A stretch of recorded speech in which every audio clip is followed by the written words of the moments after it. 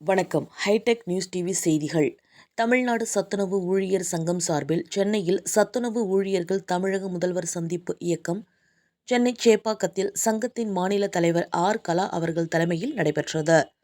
மேலும் முக்கிய கோரிக்கைகளை விளக்கி செய்தியாளர்களை சந்தித்த மாநில பொதுச் செயலாளர் ஆர். மலர்விழி அவர்கள், தமிழக முதல்வர் தேர்தல் வாக்குறுதியான சத்துணவு ஊழியர்களுக்கு காலமுறை ஊதியத்தை வழங்கிட வேண்டும். சத்துணவு திட்டத்தில் உள்ள 59,000 காலி பணியிடங்களை உடனடியாக நிரப்ப வேண்டும். குடும்ப பாதுகாப்புடன் கூடிய ஓய்வூதிய ரூபாய் 9,000 வழங்கிட வேண்டும். பணிக்கொடையாக ரூபாய் 5 லட்சம் வழங்க வேண்டும். அத்துடன் காலை உணவு திட்டத்திற்கு சத்துணவு ஊழியர்களை பயன்படுத்த வேண்டும் என்று தெரிவித்தார். மேலும் இந்நிகழ்ச்சியில் துவக்க உரையினை தமிழ்நாடு அரசு ஊழியர் சங்க துணை பொதுச் செயலாளர் மு. சீனிவாசன் அவர்கள் பேசினார். வாழ்த்துரையை இந்திய தொழிற்சங்க மையத்தின் துணை பொதுச் செயலாளர் எஸ். கண்ணன், ஜாக்டோ ஜியோ மாநில ஒருங்கிணைப்பாளரும் தலைமை செயலக தங்க தலைவருமான கு. வெங்கடேசன் வழங்கினார். முடிவு நிறைவுரையாக தமிழ்நாடு அரசு ஊழியர் சங்கத்தின் மாநில தலைவர் மு. அன்பரசு அவர்கள் உரையாற்றினார்.